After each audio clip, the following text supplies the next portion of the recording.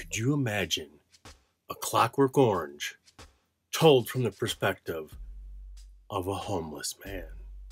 Ladies and gentlemen, it's 1996's Taboo 16.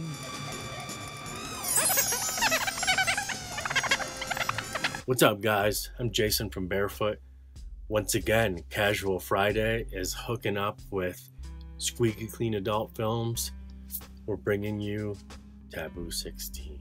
Man, we're just cranking them out. We got Frank the bartender, boo-hooing and glub-glubbing. It's straight clockwork. He's a sad sack. He needs to pick himself up by the bootstraps, get back out there, make something of his life. Don't just drink at the dumpster. Bro. Frank the bartender is played by John Decker. Amazing job. Kind of a dual performance because it's told in flashbacks. You have him on the old up and up as the bartender, and then you have him down and out in Taboo 16. Oh, look at that. Nailed it. Nailed it. Nailed it. Nailed it. John, playing Frank, does some very weird things. There's no voiceover. There's no narration. Oh, but wait. There kind of is both spoken out loud from the man himself.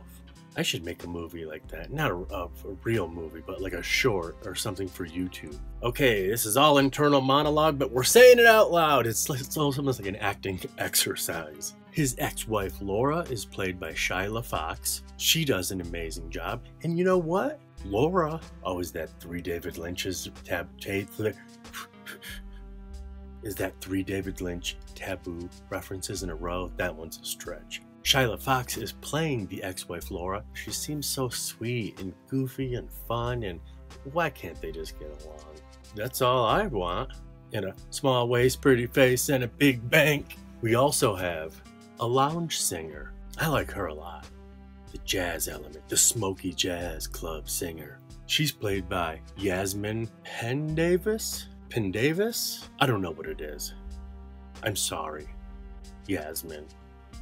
You have a beautiful name, and you have a very cool performance in this here movie. A lot of the comment sections you'll find for this movie equally talk about Yasmine and Shyla. I can dig it. Okay, here's something that's awesome. This movie, in the tradition of the beginning of Taboo, we're at 16, but think about the first 5. Husband-wife team. Same jobs, too. That's weird. Husband directing, wife writing and producing, and not Curdy and Helen, Patti and Fred. Isn't that weird? Husband and wife, husband and wife. Kind of common. But let's take the above the line personnel. You do those two, I'll do this one. Why is the man saying it? Scratch that, reverse it. I'll do these two, you do that one. Same as the beginning of Taboo, the cinematic Taboo universe. Anyways, I thought that was cool. Here's another cool thing about the husband, Fred Lincoln, our director. Well, he's an actor turned director, mainstream as well as adult. One of my favorite films, The Last House on the Left, 1972, the Wes Craven one. The director of Taboo 16 played Weasel in Last House. I'm not trying to start any trouble. Hey guys, I'm not trying to start any trouble. I'm not trying to start any trouble. In 2005, they did an adult film interpretation of Last House. Homage from that's a long time in between, but 1972 to 2005. Maybe they were waiting for a lapse of something, a loophole. Because Fred, he directed the adult version, but he reprised his role playing Weasel.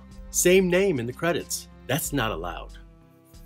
I'm not a tattletale. No one tell anyone if you're watching this.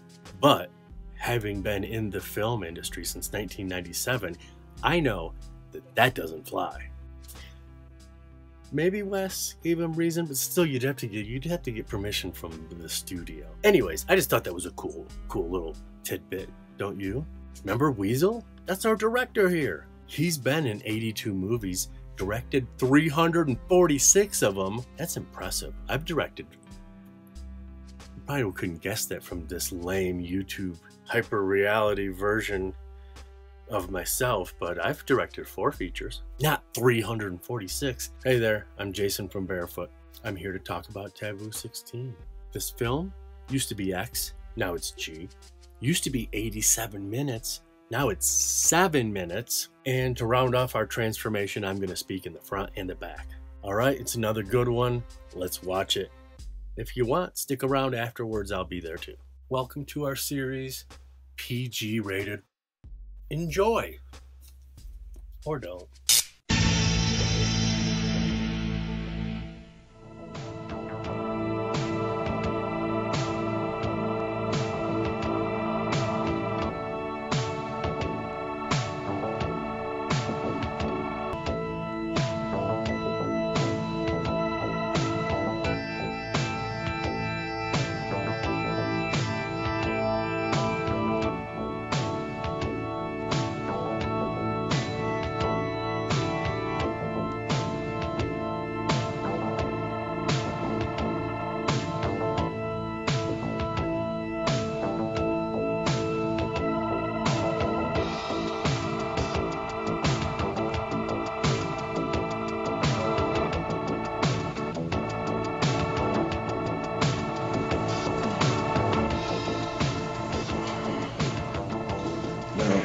Not yet. Better wait until there's enough for a good drink. Something to get me through the night.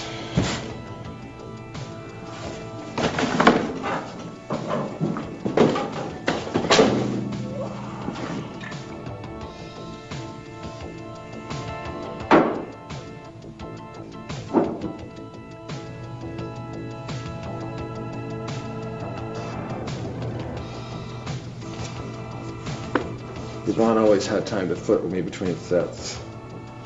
She was such a sweet girl. No, not you. Oh, not you, Laura. I'm through with you. Through with you forever.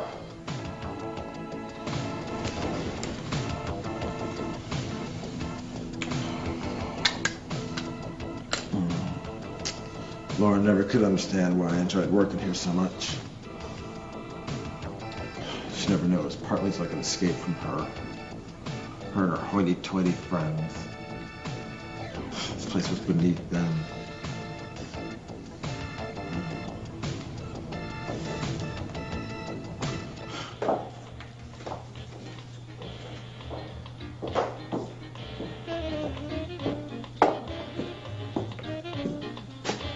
Franco, buddy. Ah, hey there. What's going on? Same old. So tell me something. What's the problem? Why don't you give me a drink?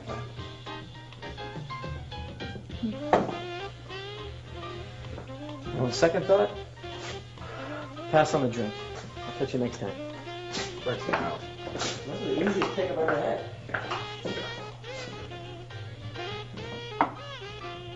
Hank's no different than a lot of the men who come in here.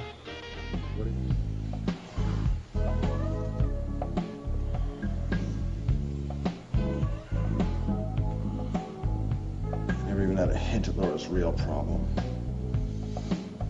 Until it was too late. Laura'd never be capable of a relationship with me or...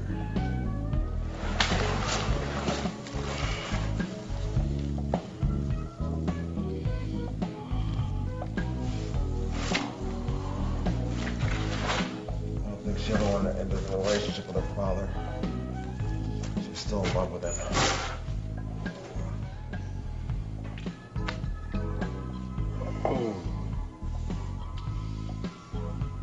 I certainly saw enough of that. Men and women acting like total fools and attempt to hold on to the gaiety of youth. Older women attempting to capture their youth. Younger men. Older men in constant search of younger and younger companions.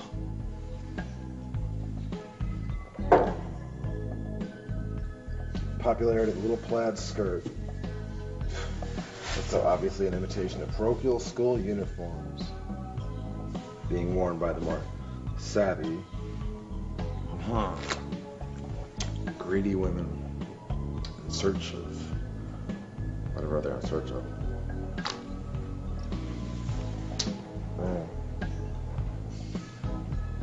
Search for a meal ticket.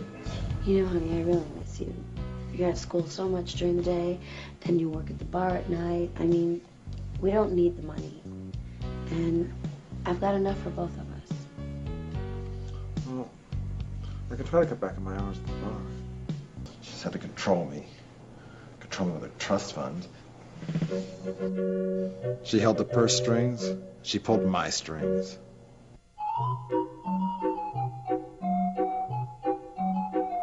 She made me dance to her song. Now I know that what she really wanted was to be the puppet, with dear old Dad pulling all the strings. Yvonne's the one who first pointed out to me what Laura was all about. For all my insight into other people's lives, she really didn't know much about my own. Yvonne had a clear understanding of the world around her. Yvonne also had an overly loving father, but Yvonne didn't take out her misfortunes on others. She targeted her abuse on herself.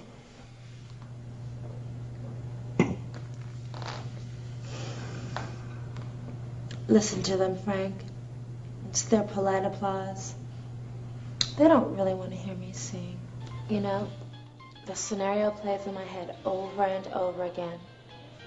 And every night I still take the stage and I still sing my heart out. You know, because that's my dream. That's what I love. And every night my dream becomes reality. And it makes me so happy.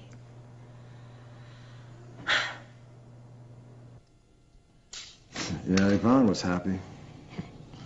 Yvonne made everyone around her happy. It was a gift from the gods just to look at that girl. Over there, I see you sitting. I felt sorry for her. I wondered if I'd have a shot with Yvonne if I left Laura. I wondered if I would ever leave Laura. Didn't have to wonder for long.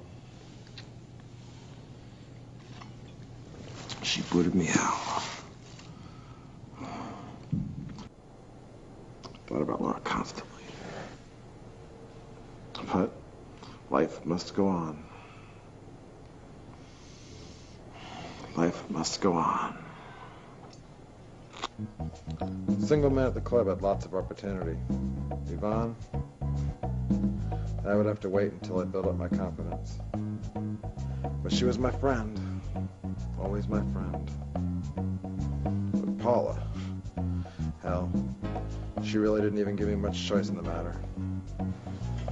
Hey, what'd you think? What did you think? What did you think? What did you think? Did you watch this?